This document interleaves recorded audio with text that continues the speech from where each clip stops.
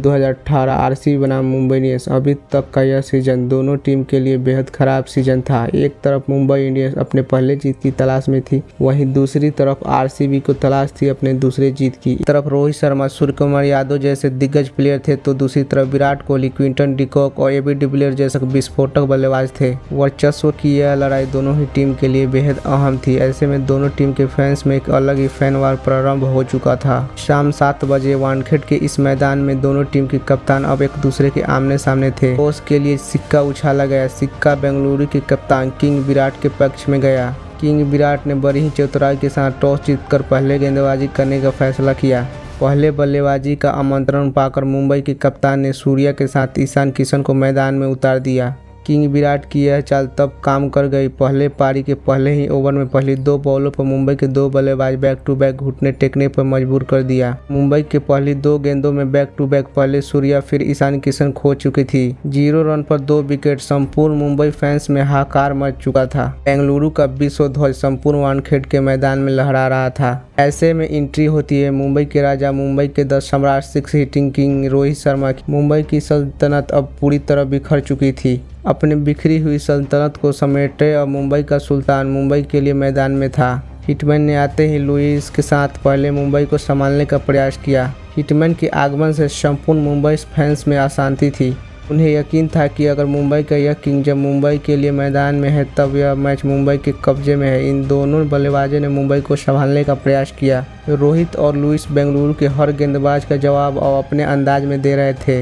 एक तरफ से रोहित संभलकर खेल रहे थे, तो वहीं दूसरी तरफ से लुइस अपने अंदाज में बल्लेबाजी कर रहे थे। अब पहले पावर प्ले खत्म हो चुका था। मुंबई के खाते में 60 रन थे।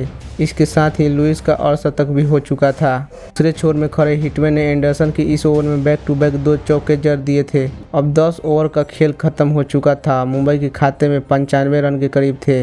11वें ओवर में लुइस ने एक बार फिर युजवेंद्र चहल को अपना निशाना बनाया और बैक टू बैक 2 सिक्स जड़कर संपूर्ण बेंगलुरु फैंस के लिए अपने इरादे जाहिर कर दिए। विस्फोटक हो चुके एविन लुइस को देखकर एंडरसन को समझ आ चुका था। एविन लुइस अब बेंगलुरु के लिए महाविनाशक है।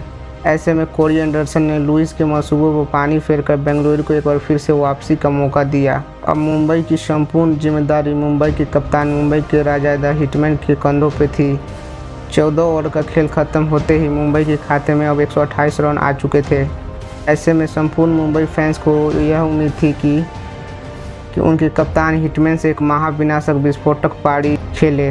ने 15वें ओवर में इसके साथ उमेश यादव का स्वागत किया। हिटमैन ने 15वें ओवर में 6 के साथ उमेश यादव का स्वागत किया। फिर अगली बॉल पर इसके चौके के साथ महज 32 गेंदों में अपना अर्धशतक बनाया। अब 15 ओवर का खेल खत्म हो चुका था। मुंबई के खाते में 143 रन थे। अगली 30 गेंदों का खेल अभी भी शेष था। एक छोर से बैक टू बैक विकेट गिर रहे थे, वहीं दूसरे छोर कप्तान हिटमैन ने अपने अंदाज में बेंगलुरु गेंदबाजों को फोड़ रहे थे। 17वें ओवर में एक बार फिर से हिटमैन ने उमेश यादव पर प्रहार किया और यादव के इस ओवर में 13 रन बटोर लिए। 18वें ओवर में भी सिराज की जमकर कुटाई हुई। 18वें ओवर का खेल खत्म होते होते मुंबई के खाते में 177 रन थे और 19वें ओवर की इस बॉल पर क्रिस वोक्स ने कायरन को आउट कर एक बार फिर बेंगलुरु के लिए कुछ हद तक राहत की। परंतु राहत की सांस ले रही बेंगलुरु पर हार्दिक ने अपने अंदाज में विस्फोट प्रहार कर दिए और बैक टू बैक 2 सिक्सेस की मदद से क्रिस वोक्स के ओवर में 15 रन जड़ दिए। अब आखिरी 6 गेंदों का खेल बाकी था। रोहित ने एंडरसन की पहली दूसरी बॉलों पर चौका जड़ दिया और हार्दिक और रोहित ने मिलकर इस ओवर में एंडरसन के 21 रन लूट लिए। रोहित ने महज 52 गेंदों में 94 रनों की एक विस्फोटक पारी खेली। इस पारी की बदौलत मुंबई के स्कोर 0 पर 2 से अब 213 पर पहुंच चुका था। मुंबई के बल्लेबाजों का स्कोर कार्ड यह रहा। बेंगलुरु के गेंदबाजों का स्कोर कार्ड। उमेश यादव बेंगलुरु के सबसे सफल गेंदबाज रहे। यादव ने 4 ओवर में 36 रन खर्च करके 2 विकेट अर्जित किए। वहीं कोरी एंडरसन ने 4 ओवर में 47 रन खर्च करके मुंबई के 2 बल्लेबाजों का अपना शिकार बनाया। बेंगलुरु के सामने अगली 120 गेंदों में अब 214 रनों का लक्ष्य था। ऐसे में आरसीबी के संपूर्ण फैंस की निगाहें थी कप्तान विराट कोहली और एबी डिविलियर्स पर, क्योंकि बेंगलुरु के फैंस को पता था कि एबी डिविलियर्स अपने फॉर्म में आए तो 213 रन का लक्ष्य ओवर से पहले ही चेंज हो सकता है, क्योंकि संपूर्ण दुनिया एबी के स्टॉर्म से अच्छी तरह परिचित थी। बेंगलुरु की ओर से पारी की शुरुआत करने के लिए मैदान में थे शोएब, कप्तान कोहली और क्विंटन डिकॉक। इन दोनों बल्लेबाजों ने मिलकर बेंगलुरु को शानदार शुरुआत दी और पहले 4 ओवर में 40 रन पीटकर मुंबई को सोचने के लिए मजबूर कर दिया।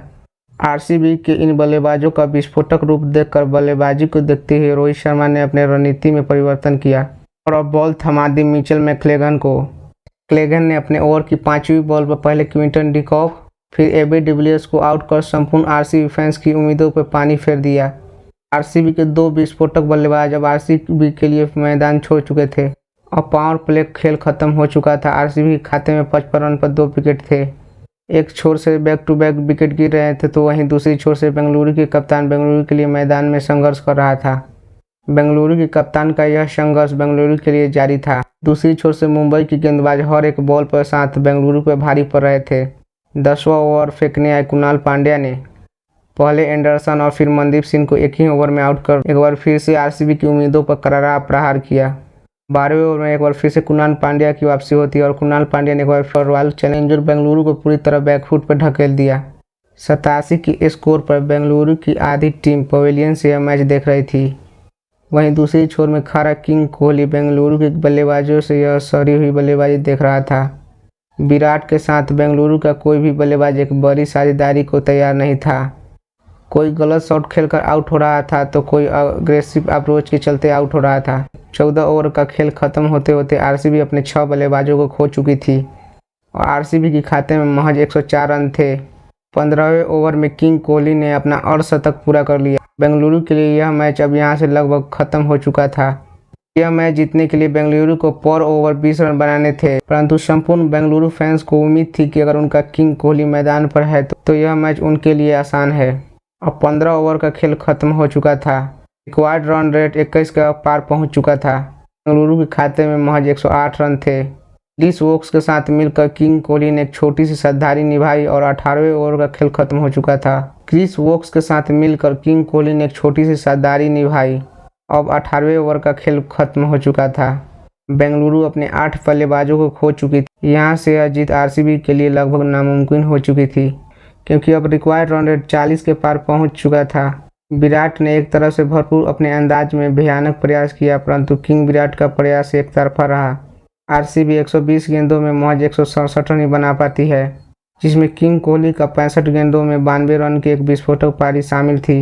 ये रहा आरसीबी बल्लेबाजों का स्कोर कार्ड और यह रहा मुंबई के गेंदबाजों का स्कोर कार्ड। मुंबई की ओर से जसप्रीत बुमराह ने 4 ओवर में 28 रन खर्च करके बेंगलुरु के 2 बल्लेबाजों का अपना शिकार बनाया।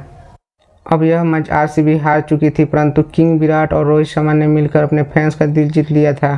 तो दोस्तों, यह वीडियो पसंद आया हो तो हमारे इस चैनल को प्लीज़ सब्सक्राइब कर और एक लाइक कर दे। तो फिर मिलते हैं एक नए वीडियो में।